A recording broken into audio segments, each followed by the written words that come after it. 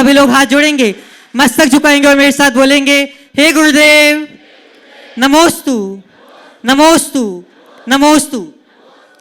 बंधुओं, परम पूज्य गुरुदेव सत्संग बुंदेलखंड की इस धरा पर विहार करते हुए धर्मामृत की वर्षा कर रहे हैं और आज प्रातः काल की बेला में 35 वर्षों बाद परम पूज्य गुरुदेव सत्संग का मंगल आगमन गौर झामर की इस धरनगरी में हुआ, जहां से आप ये शंका समाधान का लाभ ले रहे हैं और जहां पर परम पूज्य मुनिवर श्री प्रशम सागर जी महाराज सत्संग ने परम पूज्य गुरुदेव की मंगल आगवानी की और हम सभी लोग संतों के इस मिलन के ऐतिहासिक क्षणों की साक्षी बनकर अपने जीवन को धन्य किए।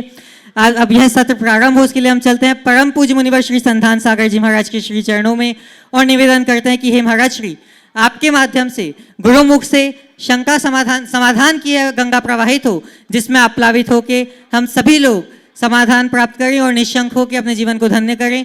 नमोस्तु महाराज जी। गौर झामर की इस पावन धरा पर यह शंका समाधान का सत्र प्रारंभ गुरु चरणों में बारंबार नमोस्तु करते हुए प्रथम प्रश्न आज पूछ रहे सौम्य जैन पूर्णायु और उसके बाद में संतोष जी चौधरी परिवार तैयार रहेंगे आपके यहाँ के गौर झामर। मुनि श्री के चरणों में मेरे और मेरे परिवार की तरफ से बारंबार नमोस्तु नमोस्तु नमोस्तु। महाराज श्री, मैं पूर्णायु से बीएमएस कर रही हूँ। महाराज श्री, लोग ऐसा मानते हैं कि एलोपैथी आयुर्वेदिक से बेटर है, जबकि एलोपैथी में कुछ शॉर्ट टाइम के लिए डिसीज ठीक होती है और आयुर्वेदिक में परमानेंट डिसीज क्योर हो जाती है। महाराज श्री, लोग मुझसे कह देते हैं, अरे आयुर्वेदिक डॉक्टर बनोगी, इन आयुर्वेदिक दवाइयों से क्या ही होगा। तो महाराज श्री, ऐसे में मेरा मोरल डाउन होता है। आचार्य श्री जी की ऐसी भावना थी कि लोग आयुर्वेदिक की ओर बढ़ें और आप सभी जो भी औषधियाँ लेते हैं वो आयुर्वेदिक ही होती हैं। तो महाराज श्री, लोग भी आयुर्वेदिक की ओर बढ़ें, उन्हें जागरूक कैसे करें, इसका समाधान कीजिए। नमोस्तु महाराज। बहुत अच्छा भाव प्रस्तुत किया। आयुर्वेद की जो चिकित्सा है उसमें औषधि दी जाती है और एलोपैथी की जो चिकित्सा है उसमें दवा दी जाती है। दवा और औषधि में बड़ा अंतर है। दवा जो रोग को दबा दे, औषधि जो और शोधन कर दे। तो वो औषधि शरीर का शोधन करती है और दवा केवल रोग को कुछ पल के लिए दबाती है। मैं एलोपैथ की पूरी तरह से उपेक्षा नहीं करता, क्योंकि डायग्नोसिस पद्धति में एलोपैथ की बहुत बड़ी भूमिका है। शल्य क्रिया के माध्यम से एलोपैथ ने बहुत बड़े कीर्तिमान स्थापित किए हैं, लेकिन आम चिकित्सा में आयुर्वेद की बड़ी भूमिका है और लोगों को आयुर्वेद का उपयोग करना चाहिए। हमारे देश में पहले घरेलू नुस्खे से ही बड़े बड़े रोग ठीक हो जाते थे। एक वैद्य आए थे, वो घर की मसालदानी में ही बहुत सारी बीमारियों का इलाज बता देते। आजकल वो परंपरागत ज्ञान लुप्त होता जा रहा है।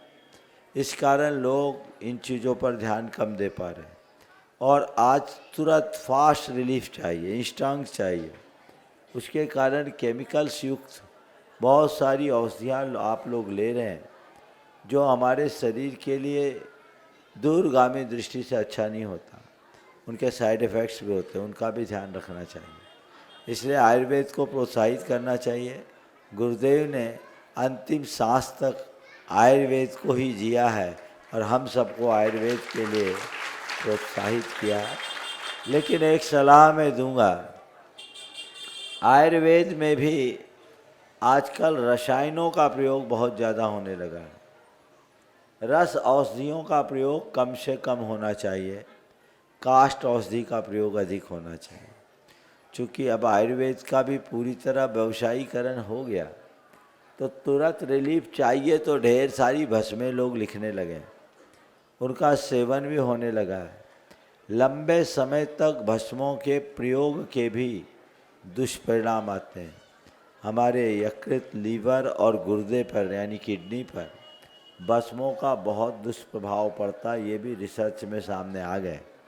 इसलिए मैं कहूँगा कि आयुर्वेद में भस्मों का प्रयोग सीमित मात्रा में होना चाहिए। और काष्ठ औषधियों को प्रोत्साहित करना चाहिए। नमोस्तु महाराज श्री। संतोष दीपक जी चौधरी परिवार महाराज श्री जी वे अपना प्रश्न गुरु चरणों में करें। उसके पूर्व आज पूज्य मुनि श्री के दर्शन करने हमारे क्षेत्र के यशस्वी विधायक हमारे आदरणीय पंडित ब्रज बिहारी जी पटेरिया वो पूज्य मुनि श्री के चरणों में अपना श्रीफल लेकर के आए हैं। और मैं वो तो वैसे हमारे आदरणीय पंडित ब्रज बिहारी जी पटेरिया जो मालक जी हैं हमारे विधायक जी सारे चीजों के विद्वान हैं, लेकिन मैं उनसे निवेदन करता हूं कि वो महाराज जी के सामने अपनी शंका रखें। महाराज जी हाँ बोलो। पूरे चौधरी परिवार की ओर से आपके पूज्य चरणों में बारंबार नमोस्तु करता हूं, बारंबार नमोस्तु करता हूं। और हम सबका सौभाग्य था जो आज ऐसे महान संत इस गौरझामर में पधारे और हमारी कुटिया में, इस गरीब की कुटिया में पूज्य श्री के चरण पड़े। महाराज जी इस उपकार को हम सभी युगों युगों तक याद रखेंगे। आपके चरणों में बारंबार नमोस्तु। महाराज जी शंका के लिए हमारी सहपुरा भटोनी से जो भगवान की माता पिता बनी ऐसी हमारी श्रीमती प्रभा जी वो अपनी शंका रख रही है माता जी के।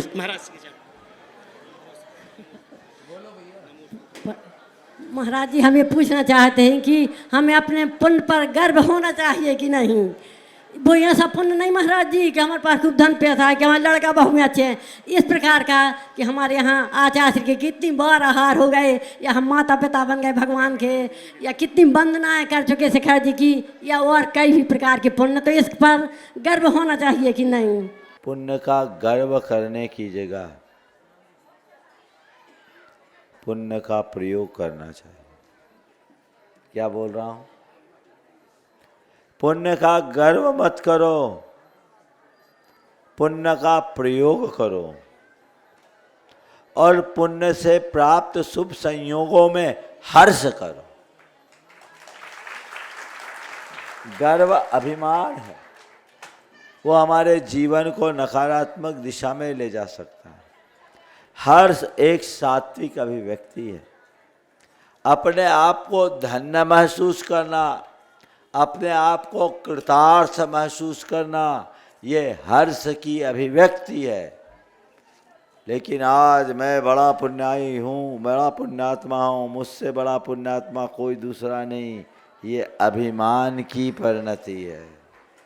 अब बोलो क्या करना चाहिए? पुण्य में हर्ष न, पुण्य में गर्व नहीं। समझ गए? चलिए बहुत बहुत नमोस्तु महाराज ओम जी। ओम।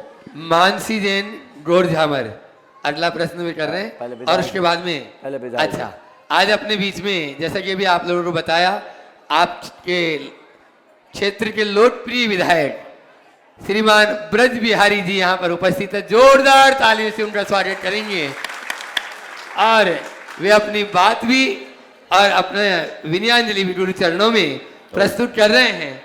हाँ। पूज्य संत सोनाम धन्य प्रातः स्मरणीय हमारे बीच विराजे प्रमाण सागर जी के महाराज में के चरणों में उनके साथ पधारे सभी बीतरागियों के चरणों में अपना विनम्र चरण वंदन निवेदन करता हूं। आप सब लोग हमारे गौरझामर नगर के निवासी बहुत सौभाग्यशाली हैं कि आज महाराज जी का आगमन यहाँ हुआ है। जैसा उनका नाम है प्रमाण सागर जी महाराज, वो अपने नाम के अनुरूप बिल्कुल शाश्वत उनका आचरण भी है, उनका स्वभाव भी है। ये अद्भुत त्रिवेणी के प्रतीक हैं। जैसे मैं पिछले दिनों टड़ा में हमारा दर्शन करने का हमको सौभाग्य मिला। हमारे क्षेत्र में टड़ा में ही प्रथम आगमन हुआ आपका, तो मैं वहाँ पहुँचा, दर्शन करने का सौभाग्य प्राप्त हुआ। हमने देखा और जो उनसे वार्तालाप हुआ तो साहित्य और संस्कार और संन्यास, साहित्य संस्कार और संन्यास की अद्भुत त्रिवेणी हैं आप। केवल साहित्य में रुचि होना एक अलग बात है, हमें भी रुचि है। हिंदी साहित्य का विद्यार्थी रहा हूँ।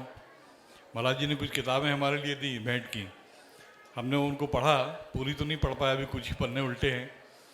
लेकिन आपका लेखन, साहित्य में रुचि होना अलग बात है, लेकिन साहित्य का सृजन करना, साहित्य का निर्माण करना, ये बिरले लोगों को ये क्षमता भगवान प्रदान करता है, उनमें से एक आप हैं। मैं आपके चरणों में मैडम प्रणाम निवेदन करता हूँ। और शंका की बात कही है कि हम अपनी शंका के संबंध में कोई प्रश्न करें, हमारे अपने जीवन में कोई शंका नहीं है।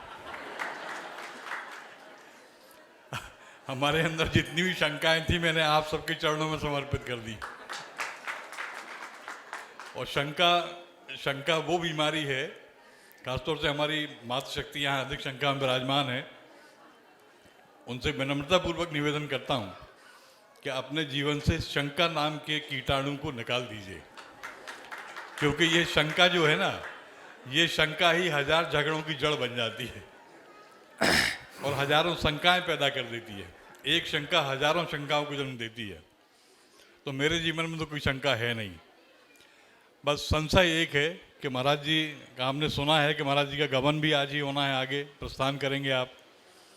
तो संशय एक ही है, शंका एक ही है कि महाराज जी कम से कम नए वर्ष तक 1 जनवरी तक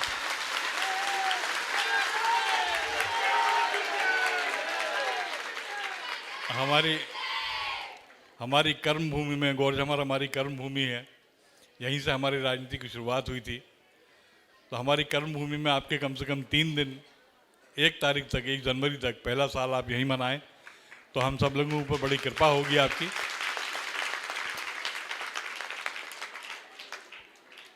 एक बार फिर आप सभी के चरणों में विनम्रतापूर्वक प्रणाम करता हूं। आपने अवसर दिया, इसके लिए आपका बहुत बहुत धन्यवाद। अगला अगला प्रश्न कर रहे हैं मानसी जैन गोरझामर। महाराज जी नमोस्तु। महाराज जी मेरा प्रश्न है कि आजकल के बच्चे जमाने के हिसाब से चलना चाहते हैं, तो महाराज जी हम माँ बाप की क्या भूमिका है कि आजकल के बच्चे जमाने के हिसाब से भी चलें और संस्कारित भी बने रहें। नमोस्तु देखो, महाराज जी। जमाने के हिसाब से तो चलना ही चाहिए। अगर जमाने के हिसाब से नहीं चलेंगे तो जमाना हमें कहीं का नहीं रहने देगा। लेकिन जमाने के हिसाब से चलो, पर जमाने के बहाव में मत बहाओ। समझ गए?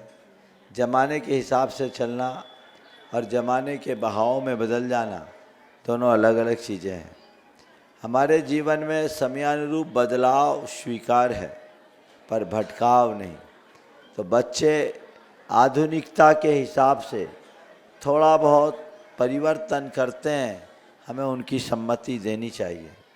लेकिन हमें इस बात पर पूरा ध्यान रखना चाहिए कहीं ये बदलाव भटकाव का कारण न बन जाए। यदि इतना हम कर लें तो बच सकते हैं। पहले इनको बुला लें। नमोस्तु हाँ, महाराज जी। कैलिफोर्निया, नॉर्थर्न यूएसए, कैलिफोर्निया से अपने बीच में प्रदीप जी जैन, रुचि जी जैन, सायन जी, प्रियल जी जैन, जोरदार ताली से उनका स्वागत करें। और आज वे गुणायतन से भी जुड़े हैं, इसलिए जोरदार उनकी एक बार स्वागत करें। अब मैं चाहूंगा गुणायतन का स्मृति चिन्ह देने के लिए गुणायतन के निर्माण मंत्री रमेश जी इंजीनियर, शिरोमणि संरक्षक, वे आए और उनका स्वागत, अभिनंदन गुणायतन का स्मृति चिन्ह देते हुए करेंगे। रमेश भैया यहाँ पर आ जाएं और मनीष प्रदीप भैया अपना प्रश्न गुरु चरणों में करेंगे। माइक यहाँ तक पहुँचाएं शीघ्रता से। बोलिए। नमोस्तु महाराष्ट्री, नमोस्तु नमोस्तु नमोस्तु महाराष्ट्री। महाराष्ट्री, हम बहुत सालों बाद भारत आ पाते हैं और मुनि दर्शन के लिए बहुत तरस जाते हैं। तो आज बहुत हृदय अभिभूत है और हमको बहुत गुरु कृपा भी मिलती है। मुनि श्री श्यामा सागर महाराज जी की शिष्य हूँ मैं, और आचार्य श्री के भी इतने बार आहार, और आज आपके आहार देख करके हम लोग तो धन्य धन्य हो गए महाराज जी। महाराज जी, हमने अभी अभी शिखर जी की वंदना करी आपकी कृपा से, और पद यात्रा करके हमारी वंदना बहुत अच्छे सफल हुई। महाराज जी, मेरा क्वेश्चन ये है कि हम यूएस में अपने बच्चों को ऐसा कुछ क्या दे पाएँ जिससे इनका धर्म में श्रद्धान बढ़े। वो वाला श्रद्धान नहीं जो बहुत सारे लोगों का होता है, अंतरंग से श्रद्धान, जो एकदम कि आज मैं जैन हूँ, इसकी बहुत अच्छा सा लगे, सुबह उठ के ये फीलिंग हो कि हम जैन हैं, हमें ये धर्म मिला, ये शरीर अलग है, ये हमें सिखाया हमारे पंच परमेष्ठियों ने, ये वाला श्रद्धान। बहुत सुंदर। पहले तो मैं चाहूँगा इस परिवार का एक बार जोरदार अभिनंदन कर दें। 7 समुंदर पार रहते हुए हाँ सामने आ जाओ। संस्कारों के साथ कैसे जीवन जिया जा सकता है उसका ये एक श्रेष्ठ उदाहरण है। एक बार पुनः इस पूरे परिवार का जोरदार अभिनंदन।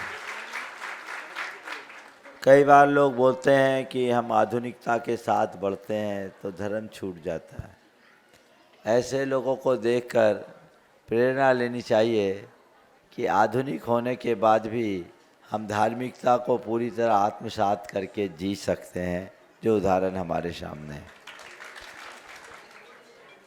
आप भारत नहीं आ पाते, मैं इतना कहता हूँ, आप भारत में रहो या न रहो, बच्चों से कह रहा हूँ, आप भारत में रहो या न रहो, आप में भारत होना चाहिए। समझ गए? भारतीयता के प्रति जो लगाव भाव है वो गहरा होना चाहिए। ठीक।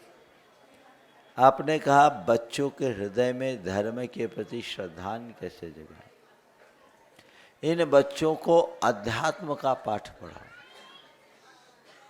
सबसे पहला सवाल जीवन के बारे में इन्हें बताओ कि आखिर ये जीवन क्या है, हमें मनुष्य जीवन कैसे मिला, हमारे इस नर जन्म का उद्देश्य क्या है, इस संसार के दुखों का अंत करने का मार्ग क्या है।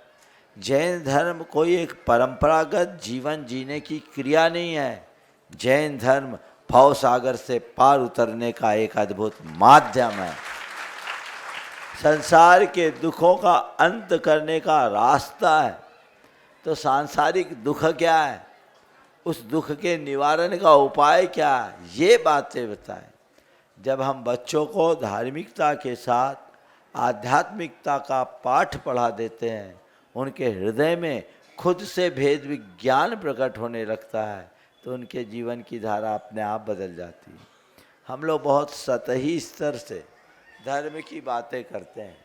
धार्मिक संस्कार के नाम पर कुछ क्रियाओं को थोप देते हैं, और वो क्रियाएं जब तक बच्चों का इंटरेस्ट रहता है करते हैं, फिर अन्यान्य व्यस्तता बढ़ने से ये चीज़ें गौण हो जाती हैं।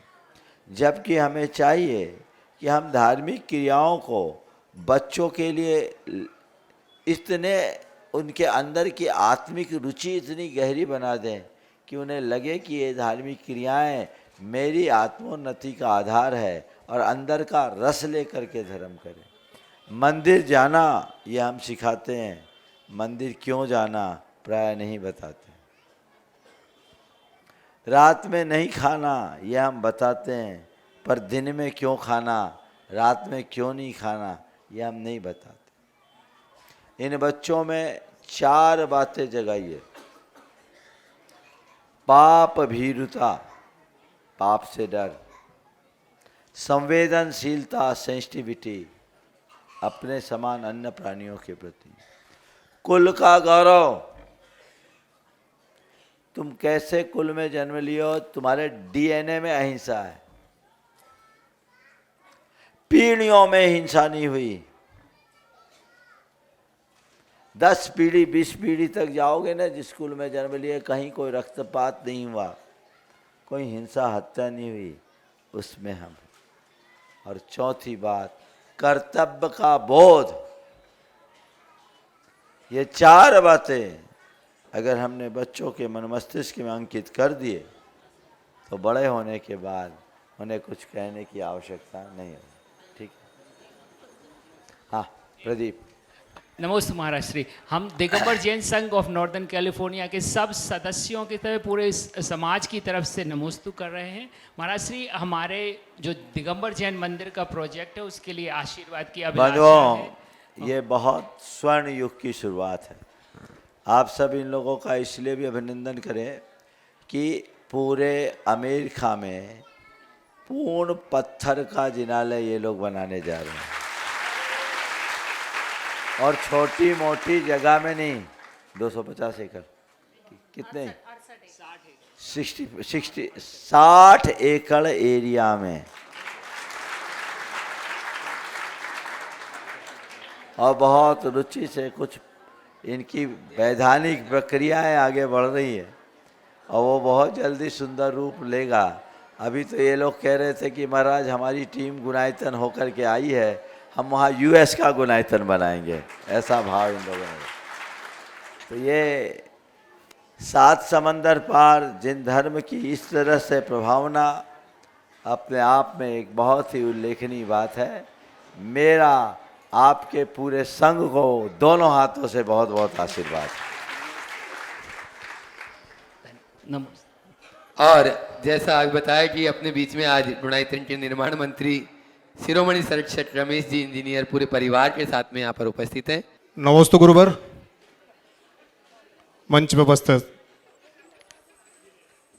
परम पूज्य 108 मुनि प्रसन्न सागर जी को मनोस्तु, पूरे मुनि संघ को नमोस्तु, छुल्लक महाराज को इच्छा में। महाराज श्री चलकर गिरना, गिरकर उठना, उठकर चलना, ये लक्ष्य प्राप्ति का एक मार्ग हो सकता है। प्रश्न मेरा ये है कि ऐसा कोई उपाय या माध्यम बताएं कि बिना गिरे ही लक्ष्य की ओर चलते चलते बढ़ चलें। नमोस्तु। चलकर गिरना, गिरकर चलना, उठकर चलना, आपका कहना है बिना गिरे ही चलने का कोई मार्ग है क्या, जिसके माध्यम से लक्ष्य प्राप्ति हो सके? देखिए, गिरना बुरा नहीं है। जी गुरु। अपने बचपन को याद करो, शायद ही हम आप सब कितनी बार गिरे तब चलना सीखे। जी महाराज। गिरना बुरा नहीं है, गिराना बुरा है। जी गुरु। और गिरने के बाद ना उठ पाना बुरा है, किसी को गिरा समझना बुरा है। अगर जीवन को आगे बढ़ाना है, लक्ष्य प्राप्ति की दिशा में आगे बढ़ना है, तो गिरो पर अपने आप को गिरा हुआ मानने से बचो। जी गुरुदेव। उठकर खड़े हो, ना किसी को गिराओ, ना किसी को गिरा हुआ महसूस करो। नमोस्तु। समर्पित सोशल ग्रुप गोर झामर के उत्साही कार्यकर्ता। हेलो, नमोस्तु महाराज जी, नमोस्तु महाराज जी, नमोस्तु महाराज जी। हमारे इस समाज में एक सूतक नाम का शब्द चलता है, जो कुछ लोग कहते हैं 5 पीढ़ियों में ये 4 दिन का सूतक है, 5 दिन का सूतक है। तो महाराज जी, मैं पूछना चाहता हूँ कि अपने जैन धर्म की जिनवाणी में कौन से जिनवाणी में सूतक शब्द का वर्णन हुआ है, जिससे हम लोगों की मन की विविधता खत्म हो जाए? ओ, देखो, सूतक पातक का जो विधान है हमारे शास्त्रों में है। प्राचीन शास्त्रों में सूतक पातक का उल्लेख तो है, पर पीढ़ियों के अनुसार सूतक का विधान बड़े अर्वाचीन ग्रंथों में, पुराने ग्रंथों में सूतक शब्द आया, मूलाचार में आया, तिलोपन्नति में भी आया, लेकिन किसका कितने दिन की का सूतक पातक होगा, ये परंपरागत रूप से चला है।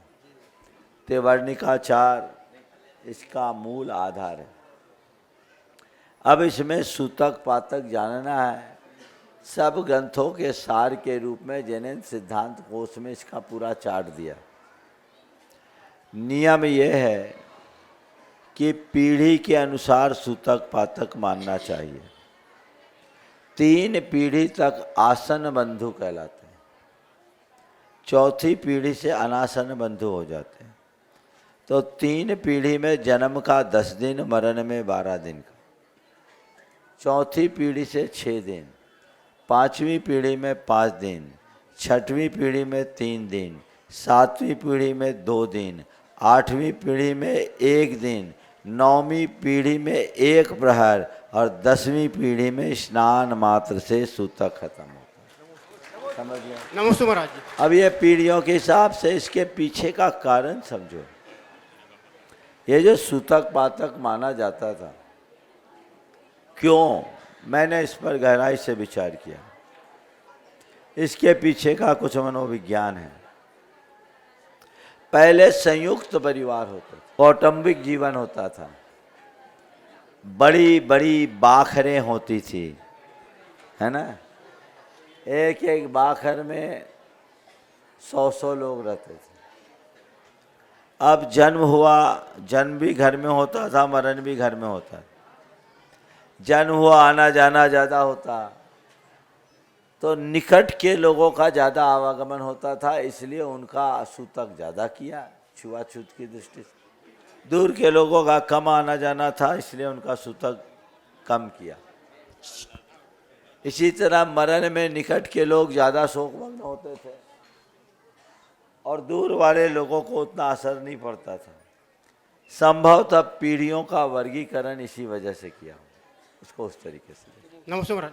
महाराज जी एक कोई, हाँ, संचित जैन गौरझामर में भावना योग केंद्र खोलना चाहते हैं, उसकी शुरुआत कैसे करें? बहुत अच्छा प्रस्ताव है आप लोगों का।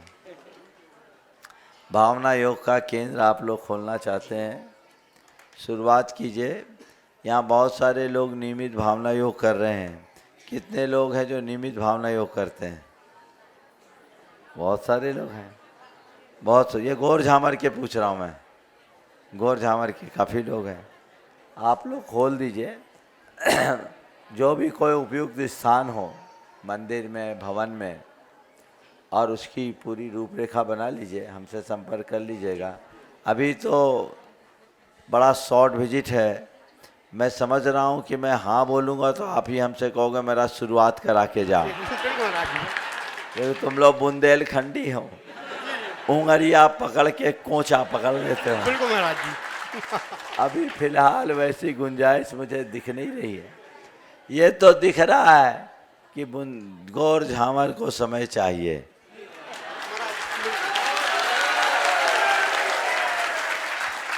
महाराज जी जहाँ का ज्यादा कहाँ मांग रहे हैं, 1 तारीख तक ही तो मांग रहे हैं। हम लोग ज़्यादा मांगते कहाँ है ना। एक ने भगवान से प्रार्थना की, भगवान की खूब भक्ति की, बड़ा गरीब था, अंधा था और संतानहीन था। गरीब था, अंधा था, संतानहीन था। भगवान की आराधना की, भगवान प्रकट हुए। भगवान ने कहा कोई एक वरदान मांग लो। अब एक का मांगे, अभाव तो 3 है। तो वो बहुत पक्का बुंदेलखंडी था। उसने कहा महाराज आप तो इतने इसी के पास कर दो कि हम अपने नाथी को, सुनो तो पूरी तो सुन लो, हम अपने नाथी को सोने के कठौते में दूध भात खात देखें। सब मांग लिया।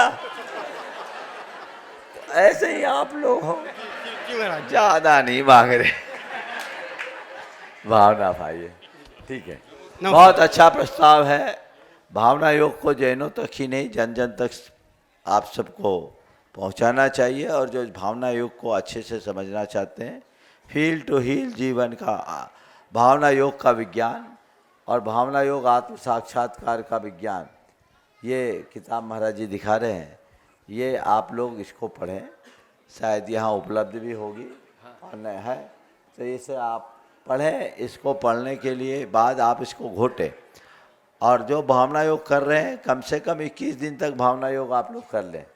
अगर आपके यहाँ से आज 10 युवा, चाहे युवक हो या युवती, संकल्पित हो जाए कि हम 21 दिन तक भावना योग करेंगे, तो मैं यहाँ के लिए सम्मति दे सकता हूँ। बहुत सुंदर, बहुत सुंदर करिए। एक अच्छी शुरुआत होगी और ये गौरव होगा, मध्य प्रदेश का पहला भावना योग का सेंटर, नहीं एक विदिशा में हो चुका, दूसरा भावना योग का सेंटर खोलना। बहुत बहुत। हाँ, संचित जी जैन, आप बोलो, अपना प्रश्न बोलो और उसके बाद में संचित जैन। महाराज श्री, मेरा प्रश्न यह है कि आज के इस कॉम्पिटिटिव वर्ल्ड में जहां हर व्यक्ति एक दूसरे से आगे निकलने की दौड़ में लगा है, वहां एक ग्रस्त व्यक्ति धर्म और अपने करियर के बीच संतुलन कैसे बनाए? क्या किसी से ईर्ष्या किए बिना और स्ट्रेस लिए बिना इस संसार में सफलता पाना संभव है? ऐसी परिस्थिति में हम अपनी मानसिक शांति को कैसे सुरक्षित रखें? देखो, बड़ा सरल है। सरल कब है? सुनो ध्यान से। ईर्ष्या कब आती है? जब हम दूसरे को देखकर अपना टारगेट बनाते हैं। हमें उससे आगे जाना है और वो मुझसे आगे कैसे हो गया, ये ईर्ष्या भाव का जन्मदाता है। पर मुझे कहाँ जाना है, ये मेरी प्रगति का आधार बनता है। मुझे कहाँ जाना है, तो मुझे जहाँ तक जाना है मुझे खुद तय करना चाहिए। अपना टारगेट खुद को बना। प्रतिस्पर्धा हो पर प्रतिद्वंदता नहीं। समझ गए? हम दूसरों को आगे बढ़ता देख प्रेरणा भी पा सकते हैं और दूसरे को आगे बढ़ता देखकर हम ईर्ष्या भी जगा सकते हैं। अगर हमारी दृष्टि सकारात्मक होगी तो हम प्रेरणा पाएंगे। समझ गए? दो तरह के लोग हैं, केकड़े जैसे और मछली जैसे। केकड़ा का काम क्या है? एक आगे जाता है, दूसरा उसका टांग खींचता है। यही है ना? एक आगे गया, दूसरा टांग खींचा। वर्तमान में केकड़ों की संख्या बहुत बढ़ रही है, लेकिन मछली क्या करती है? एक मछली दूसरी मछली को क्रॉस कर देती है, कोई फर्क नहीं पड़ता। समझ गया? तुम लोग गाड़ी ड्राइव करते होगे, अब तो सड़कें बहुत अच्छी हो गई, सपाट सड़कों में ड्राइविंग का आनंद है। तुम अपनी मस्ती में अपनी गाड़ी चला रहे हो 100-120 की स्पीड में, तुम्हें एक अलग आनंद की अनुभूति होगी। कौन मुझे ओवरटेक कर रहा है नहीं कर रहा है, हमें कोई फर्क नहीं। लेकिन इसी बीच किसी ने तुम्हें ओवरटेक किया, अरे उसने मुझे ओवरटेक किया, मुंह से निकाली गाली, अभी उसे पीछे करता हूँ। फिर उसके आगे निकलने की कोशिश की, फिर उसको क्रॉस किया, तब तक किसी तीसरे ने तुम्हें ओवरटेक किया, तुम फिर उसके पीछे भागने लग गए। अब बताओ, अब ड्राइविंग का कोई आनंद बचेगा क्या? बात समझ रहे? पूरा मनोविज्ञान इसमें छिपा है। खुद का टारगेट खुद को बनाओ, दूसरों की देखा देखी मत करो, दूसरों से प्रेरणा लो, आगे बढ़ो। संचित जैन गोरजामर पूरे परिवार के साथ में। सभी मुनिराजों के चरणों में मेरा बारंबार नमस्ते। गुरुवर, आज के टाइम में सोशल मीडिया पर कई जैन धर्म से जुड़े पेजेस और चैनल चल रहे हैं, जिनके थ्रू यूथ धर्म से जुड़ने और धर्म का प्रचार करने की कोशिश कर रहा है। ऐसी सिचुएशन में मेरा आपसे एक सिंपल सा क्वेश्चन है कि महाराज जी, इन प्लेटफॉर्म्स पर जैन धर्म से रिलेटेड जब हम कंटेंट डालते हैं तो हमें किन चीज़ों का ध्यान रखना चाहिए? और महाराज जी, समटाइम्स ना चाहते हुए भी हमें इनकम वगैरह हो जाती है इन चीज़ों से, तो उस इनकम का हमें क्या करना चाहिए महाराज जी? बहुत अच्छा सा। देखिए, वर्तमान युग सोशल मीडिया का है और सोशल मीडिया के विभिन्न प्लेटफॉर्म्स पर भांति भांति के कंटेंट्स लोग डाल रहे हैं। जैन धर्म से संबद्ध सामग्री डालना मेरी दृष्टि में एक अपॉर्चुनिटी है, डालना चाहिए, क्योंकि आज का यूथ, बल्कि अब तो बहुसंख्यक वर्ग इसी माध्यम से चीज़ों से जुड़ पाता है। लेकिन जो भी कंटेंट डाले वो जैन धर्म के मूलभूत सिद्धांतों से मेल खाता होना चाहिए। आजकल बहुत सारी ऐसी बातें जैन धर्म के नाम पर डालनी जाने लगी है जिनका मूलभूत जैन धर्म से कोई संबंध नहीं, बल्कि कई बातें तो जैन धर्म के मूलभूत सिद्धांतों के भी विरुद्ध जा रही है। हमें उनको बिल्कुल प्रोत्साहित नहीं करना चाहिए। इसी तरह बहुत सारे लोग नकारात्मक बातों को बहुत तेज़ी से फैला रहे हैं, खासकर व्यूज बढ़ाने के लिए नेगेटिव बातें जल्दी फैलाते हैं और धुआं भी बहुत तेज़ी से उड़ता है, सुगंध तो धीरे धीरे फैलती है। लेकिन हमारा काम सुगंध फैलाने का होना चाहिए। जो भी जैन धर्म के कंटेंट डालते हैं उनको कंटेंट बनाते समय कुछ जैन धर्म की मूलभूत ग्रंथों का अध्ययन करना चाहिए। जिनका खुद ज्ञान नहीं है, किसी विशेषज्ञ से प्रेरणा लेनी चाहिए। आजकल बहुत सारी सामग्री लोग एआई के माध्यम से इकट्ठी कर रहे हैं और वो कंटेंट परोस रहे हैं, लेकिन ये आपको ध्यान रखना है कि एआई जो देगा वो सब सही होगा, ये कोई ज़रूरी नहीं है। उसमें बहुत सारी ऐसी चीज़ें आ जाती है जो हमारे मूलभूत सिद्धांतों के अनुकूल नहीं है। तो इन सब बातों को ध्यान में रख करके ही हमें अपनी बातें रखनी चाहिए। अब रहा सवाल इससे होने वाली आय का हम क्या प्रयोग करें। शास्त्र के अनुसार जिनवानी से जीविका नहीं करनी चाहिए। जिनवानी से जीविका करने में तीव्र अंतराय कर्म का मंद होता है। तो अगर आप विशुद्धतया जैन धर्म के जिनवानी के कंटेंट को कर रहे हैं तो उस पैसे का उपयोग निजी लाभ में लेने की जगह जैन धर्म की प्रभावना में करें। समझ गए? जिससे जैन धर्म का प्रचार प्रसार हो, उस तरह के कार्यों में करे तो वो सुसंगत है। बड़े पुण्य का योग होता है तब संतों का मिलन होता है, और आज गौर झामर में वह आप लोगों ने ऐसा पुण्य कमाया कि वहाँ तीन महाराज जी यहाँ पहले से विराजित थे और पूज्य गुरुवर का पूरा संघ यहाँ पर आया, और वह अद्भुत लहर आज गौर झामर में देखने को आप लोगों को प्रातःकाल की बेला में मिली। निश्चित रूप से यह पुण्य उदय से ही होता है। उसमें भी जिन्होंने अयोग्य को छोड़ दिया और योग्य को अपना लिया, ऐसे योग्य सागर जी महाराज के चरणों में अपन चलते हैं। उनकी अपनी कोई शंका नहीं, वे तो निशंक हैं, लेकिन अपनी शंका के माध्यम से आप सबको लाभान्वित कर रहे हैं। परम पूज्य आचार्य भगवान विशुद्ध सागर मुनि महाराज जी की, परम पूज्य आचार्य विद्यासागर महाराज जी की, परम पूज्य प्रमाण सागर महाराज, संधान सागर जी, प्रसम सागर जी, प्रणय सागर महाराज जी की। पूज्य मुनिश्री से यही प्रश्न है कि आजकल की युवा पीढ़ी अपना धर्म और कर्तव्य भूलकर पाश्चात्य संस्कृति को अपना रही है। इनकी बुद्धि कैसे सुबुद्धि हो? मुनिश्री ऐसा समाधान कीजिए कि हमारी युवा पीढ़ी अपना धर्म में लगी रहे और अन्य धर्मों में ना जा पाए। प्रायः युवाओं के लिए बोला जाता है कि युवा पीढ़ी आज धर्म से विमुख हो रही। मुझे जब भी ऐसी बात कही जाती है तो ऐसा लगता है कि ये युवाओं के ऊपर झूठा आरोप है। युवा पीढ़ी अगर धर्म से बिगड़ी है तो पहले बड़े तो देखे वो कितने सुधरे हैं। बड़ों में भी भटकाव है। मैं मानता हूँ युवाओं में किंचित भटकाव दिख रहा है, लेकिन इस भटकाव का जिम्मेदार केवल युवा नहीं है,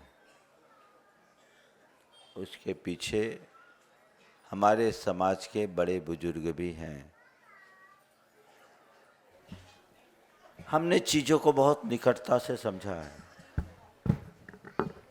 मुझे लगता है कि आज की जो नई पीढ़ी धर्म के प्रति उतना रुझान नहीं रखती, उसके पीछे सबसे बड़ा कारण यह है कि हमारे बड़े बुजुर्गों ने उनके सामने कोई अच्छा आदर्श ही उपस्थित नहीं किया। घर में जितने बड़े बुजुर्ग धर्म कर रहे हैं, अगर उनने अपने जीवन का कोई अच्छा आदर्श उपस्थित किया होता तो वही तुम्हारे बच्चों की प्रेरणा बन जाती और वे बच्चे कभी विमुख नहीं होते। और आज भी ऐसे बहुत सारे परिवारों में ऐसा है। तुम पूजा पाठ खूब करते हो और उसके बाद भी तुम्हारे अंदर की कसाएं उतनी उग्र होती है, तो बच्चे क्या कहेंगे? तुम बच्चों को मंदिर जाने के लिए कहते हो, पर तुम्हारे मंदिर जाने के बाद भी तुम्हारे अंदर कोई आकर्षण नहीं उत्पन्न हुआ तो वो क्या जानेगा?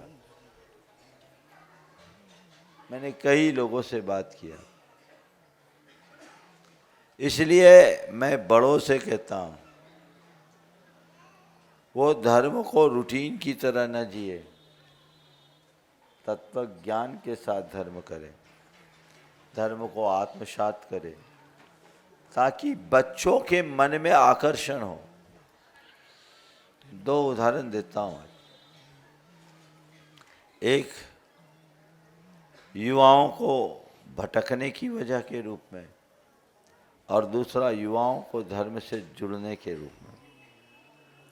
एक परिवार मेरे पास आया, उनके साथ उनका बेटा था, बाहर से पढ़कर आया था, दिल्ली का परिवार। माँ बाप ने कहा महाराज जी इससे कहो ये थोड़ा धर्म करे। मैं उसकी तरफ देखा तो उसने कहा महाराज जी अगर धर्म का स्वरूप वही है जो मेरे मम्मी पापा करते हैं तो मुझे उस धर्म से एलर्जी है। एलर्जी शब्द सुनकर मुझे थोड़ा अटपटा लगा। मैंने पूछा क्या मतलब? बोला महाराज सवेरे 5 बजे दोनों मंदिर जाते हैं, 10 बजे लौट कर आते हैं, लड़ते हुए जाते हैं, झगड़ते हुए आते हैं। अब बोलो गलत है? अब हमने धर्म का क्या आकर्षण उत्पन्न किया? हालांकि मैंने उसे अपने तरीके से समझाया। मैंने कहा भैया धर्म का मतलब ये नहीं जो तुम्हारे मम्मी पापा करते हैं। असली धर्म तो अपने नेगेटिव इमोशंस को कंट्रोल करना, अपने बैड हैबिट्स को ठीक करना। लेकिन ये चीज़ है। और एक दूसरा उदाहरण, 2 भाई, एक IITian एक IIM अहमदाबाद से, दोनों मल्टीनेशनल कंपनीज में काम करने वाले, और दोनों ने रात्रि भोजन छोड़ा सो छोड़ा, बाजार का पापड़ भी नहीं खाते। मैंने कहा ये परिवर्तन तुम लोगों में कैसा है? बोला महाराज जी आप बुरा मत मानना, हमारी पहली गुरु हमारी माँ है। सुन के मजा आ गया। हमारी पहली गुरु हमारी माँ है। मैंने कहा बहुत खुशी की बात है, माँ तो पहली गुरु होती है, लेकिन ये कहना क्या चाह रहे थे? उनके पिताजी थे नहीं। माँ विधवा अवस्था में टीचिंग करके बच्चों को पढ़ाई। बच्चे होशियार थे और खुद माँ व्रती थी, पर उसने बच्चों को कभी नहीं रोका। बच्चे आलू प्याज खाते थे तो आलू प्याज खिलाती थी, बच्चे रात में खाते थे तो रात में भी खिलाते। बस बच्चों के द्वारा कुछ अकृत्य होने पर वो बच्चों से कुछ नहीं कहती, खुद को पनिशमेंट देती। एक दिन उनकी कोई सहेली आई और जब वो बच्चों के लिए सब बना रही थी, उसने कहा तुम व्रती हो के ये सब बनाती हो? उन्होंने बड़ा सहजता से जवाब दिया, व्रती मैं हूँ, मेरे बच्चे नहीं। बच्चों को खिलाना मेरी जिम्मेदारी है, मेरा कर्तव्य है, वो मैं करती हूँ। ये दोनों बातें बच्चे सुन लिए और यही बात उनके लिए प्रेरणा बन गई। दोनों भाइयों ने आपस में सलाह किया, हमारी माँ इतनी पवित्र आत्मा जो कभी गुस्सा नहीं करती, कभी खींच नहीं करती और हम लोगों के लिए सब काम आगे से बढ़कर आगे करती, वो खुद व्रती है, लेकिन हमारी शौक के लिए माँ को वो सब बनाना पड़े जो माँ नहीं चाहती, ये उचित नहीं। हम अपनी माँ को चाहते हैं तो अब हम वही चाहेंगे जो माँ चाहती। दोनों आकर के माँ के पास गए, बोले माँ आज से हमारा और आपका खाना एक बनेगा, अलग अलग नहीं बनेगा, और जो आप खाओगे वही हम खाएंगे। ये प्रेरणा है। काश ऐसी प्रेरणा जगाएं तो जीवन में बदलाव आए। हालांकि युवा पीढ़ी फिर इससे फूले नहीं कि महाराज ने तो आज सबकी क्लास लगा दी। युवाओं से मैं कहना चाहूँगा, अपने जीवन में स्थिरता लाना चाहते हो, धर्म से जुड़ो। धर्म कोई क्रिया नहीं, जीवन को स्थिरता प्रदान करने का आधार है। आज सब कुछ अनसेटल्ड है, उसमें अगर अपने आप को सेटल रखना चाहते हो तो धर्म को जुड़ो, धर्म से जुड़ो, धर्म को समझो। और अगर शुरू से धर्म को ठीक तरीके से समझ लिए तो किसी भी प्रकार का भटकाव नहीं हो सकता। चलते हैं जो रोहित से बने हैं प्रणयी सागर जी महाराज, मुनि प्रणयी सागर जी महाराज के चरणों में वे भी अपनी शंका के माध्यम से आप सबको समाधान में अवगाहित करने का अवसर प्रदान करेंगे। प्रणय सागर जी महाराज। नमोस्तु महाराज जी। हमारा एक प्रश्न है कि जैसे आजकल बुंदेलखंड में देखा जा रहा है कि जब सब लोग पूजा पाठ करने आते हैं, गुरुओं को आहार दान देने आते हैं, तो ये 16 पहनकर गाड़ी में बैठकर चले आते हैं। तो क्या ये आगम हमारी जिनवाणी में ऐसा लिखा है, ये उचित है कि अनुचित है? अगर ये श्रावक ऐसा करेंगे ओम ओम ओम तो इनकी क्या गति होगी? देखो, गाड़ी पर बैठकर चला हुआ 16 नहीं होता। और आप लोग अगर वैसा 16 करके आ जाते हो और आहार आदि देते हो तो हम मुनियों को तो कोई दोष नहीं, हम तो तुम्हारी शुद्धि को प्रमाण मानते हैं। तुमने मन शुद्धि, वचन शुद्धि, काय शुद्धि बोल दी, हमने तुम पर भरोसा कर लिया। पर तुम्हारी शुद्धि झूठी है तो तुम्हारा पुण्य भी झूठा हो जाएगा। और झूठा पुण्य बड़ा खतरनाक होता है। ठीक वैसा ही जैसा दुर्योधन का, कर्ण का हाल हुआ था। कर्ण ने परशुराम को अपनी जाति छिपाकर झूठ बोला था, क्षत्रिय होने के बावजूद ब्राह्मण बता दिया था। और बाद में भेद खुला तो परशुराम ने उसे श्राप दिया था कि ऐन वक्त पर ब्रह्मास्त्र भूलोगे। और जब कर्ण को ब्रह्मास्त्र की जरूरत पड़ी उसे विस्मरण हो गया। समझ गए? इसको बोलते हैं झूठा पुण्य। इससे अच्छा अनुमोदना कर लो ना, पर ऐसा कार्य नहीं करना। आप लोगों को सावधानी रखनी चाहिए और चौके में भी थोड़ी सावधानी रखनी चाहिए। नियंत्रण विहीन व्यवस्था में अव्यवस्था होती, इसका ध्यान रखना चाहिए।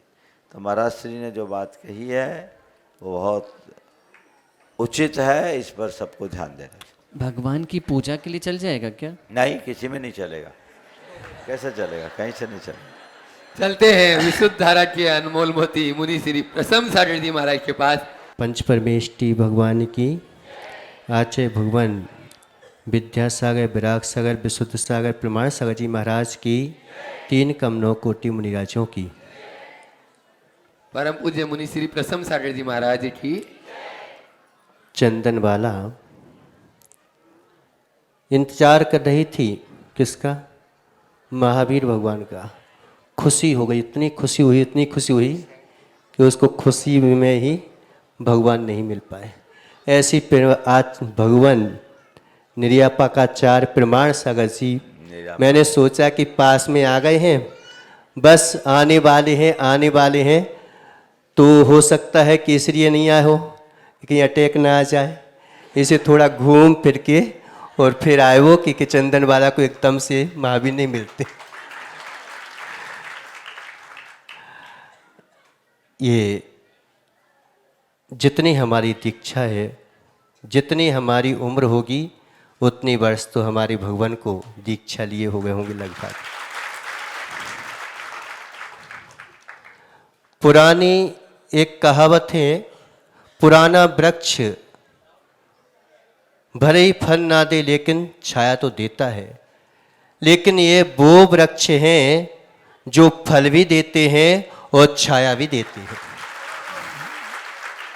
आज संस्कृति की धरोहर को बचाए रखने के लिए ये फल दे रहे हैं और अपनी साधना से इस पूरी समाज को छाया दे रहे हैं। चूँकि भगवान आप यहाँ पे आए, आपके पैरों में छाले भी पड़े होंगे, तो फिर इस समाज को थोड़ा सा और जो है समय दें। नव वर्ष है और नए वर्ष पर दुखी करके भला कौन जाता है? तो नए वर्ष की खुशियों को हमें भी थोड़ा सा प्रदान करें और आप भी पूरी समाज को ये नए वर्ष की खुशियाँ दें। ज़्यादा निवेदन नहीं कर, वो क्या वो निवेदन नहीं, मैं तो अच्छी तरह से निवेदन कर रहा हूँ, ज़्यादा बोल नहीं रहा हूँ, क्योंकि भगवान के सामने ज़्यादा बोलने से क्या होगा। यद्यपि सूरज को दीप दिखाने के जैसा है, लेकिन दीप से भी पूजा होती है कि नहीं हो जाती है। तो भगवान यही एक शंका रख ही देते हैं कि भगवान पंचम कार में अगर साधना का कोई सच्चा साधन है तो आप हमें वह प्रदान करें। समय समय चूँकि आया है कि ज्ञान तो आत्मा का गुण है, फिर ज्ञान की आराधना क्यों। श्रद्धा तो आत्मा का गुण है, फिर श्रद्धा की आराधना क्यों की जाती है, इसका समाधान करें। हे भगवान मुझे कटाक्ष करें। नमोस्तु नमोस्तु नमोस्तु। ओम। अभी आप लोग महाराज श्री को सुन रहे थे, और जब अपने मतलब की बात होती है तो खुशी कहीं नहीं बढ़। आज महाराज लोगों से मिलना हुआ। इन लोगों ने जिस विनय और बहुमान का परिचय दिया है वह अनुकरणीय है। आपस के प्रेम वात्सल्य की अभिव्यक्ति का यही एक रूप है। अभी महाराज जी ने आप लोगों की तरफ से निवेदन किया। निवेदन तो मैं भी समझ रहा हूँ, लेकिन रिजल्ट क्या आना ये भी आप भी समझ रहे हैं। इसलिए अब मैं कुछ नहीं बोलूँगा, जो है सो है। भावना भाई है। अभी महाराज जी ने कहा कि श्रद्धा और ज्ञान जब आत्मा का गुण है तो उसकी आराधना क्यों। इसलिए कि आत्मा का गुण है, पर हमने उसे विस्मृत कर दिया। हमने उसे स्वभाव से विभाव की रूप में परिवर्तित कर दिया। हम अपने आप को श्रद्धावान ज्ञानवान मानने की जगह, चारित्रवान मानने की जगह रागी देशी मोही कामी क्रोधी लोभी मान रहे। हमारे अंतश्चेतना में ऐसे संस्कार गहराए हुए जो बार बार हमें देहादि रूप अनुभूति प्रदान करते हैं। उससे बचने के लिए हमें बार बार जो हम असल में हैं उसे दोहराने की जरूरत। यही भावना योग। मैं शुद्ध आत्मा हूँ, मैं श्रद्धावान हूँ, मैं ज्ञानवान हूँ, मैं चैतन्यवान हूँ, मैं आनंद स्वरूप हूँ। इसे जब हम बार बार दोहराएंगे तो हमारे सबकॉन्शियस में वो बातें बैठेगी, और जब वो बातें सबकॉन्शियस माइंड में बैठेगी तब उसकी अनुभूति हो। यद भाव्यते तद भवति। विषय कसाय की भावना अनादि से चली आ रही है। राग देश मोह की भावना अनादि से चली आ रही है। इस के परिणाम स्वरूप हम अपने आप को इसी अनुरूप अनुभव करते आ रहे। जब मैं शुद्ध आत्मा हूँ ये भावना गहराएगी तब अपनी शुद्ध आत्मा की अनुभूति करेंगे। आचार्य कुंद कुंद कहते हैं, जे आद भावन मिनम निच्चु जुत्तो मुनि समाचर दी, सो सब दुख मोखम पावई अचरेन कालीन। जो मुनि नित्य उद्यत होकर कि मैं शुद्ध आत्मा हूँ इसकी भावना भाता है, वह शीघ्र ही सर्व दुखों से मुक्त होकर परमात्मा हो जाता। इसलिए जो तुम पाना चाहते हो, जैसा तुम होना चाहते हो, वैसी भावना भावो। यद भाव्यते तद भवति। इसलिए आपने पूछा पंचम काल की उत्कृष्ट साधना क्या है। ये निर्ग्रंथ रूप, इससे श्रेष्ठ कोई साधना। और निर्ग्रंथ रूप को धारण करने वाला साधक पूछे कि मेरे लिए क्या साधना है, मैं समझ रहा हूँ। तो पहले तो आप सबको बोल रहा हूँ, अगर कोई निर्ग्रंथ मुद्राधारी दिख जाए तो समझना इस पंचम काल का सर्वश्रेष्ठ साधक है। और कोई कितना भी बड़ा साधक हो, उसे देखना है तो इस पंचम काल की साधना क्या है? आत्म भावना। अपनी आत्मा की भावना को कभी गौण मत करना। केंद्र में जब तक आत्मा है तभी तक हमारी साधना फलवती होती है। आत्मा के विमुख हो जाने से सब कुछ नष्ट भ्रष्ट हो जाता है। समय आप सबका हो गया है। आप लोगों की भावनाएं मैं समझ रहा हूँ, लेकिन लेकिन लेकिन लेकिन है, इसलिए अभी आगे कुछ नहीं कह सकेंगे। अभी ये समझो हम आए नहीं आए एक बराबर है। ये शॉर्ट टर्म विजिट है, क्योंकि आगे जाना है और हमारी यात्रा आप लोग लगोगे तो अभी जरूर होगी। अभी तो हम बाजू में थे सो तुम ले आए। ताकत लगाओ तो शिखर जी से भी लेके आ सकते हैं। कोई बैर भाव तो नहीं है ना। और एक बात बोलता हूँ गौर झामर वालों, खुला ऑफर है। हमारे सानिध्य जिसको जिसको हमारा सानिध्य चाहिए, जो नया साल मनाना चाहते हैं वे सब हमारे पीछे चले। सबको मौका है, कोई दिक्कत नहीं होगी, है ना।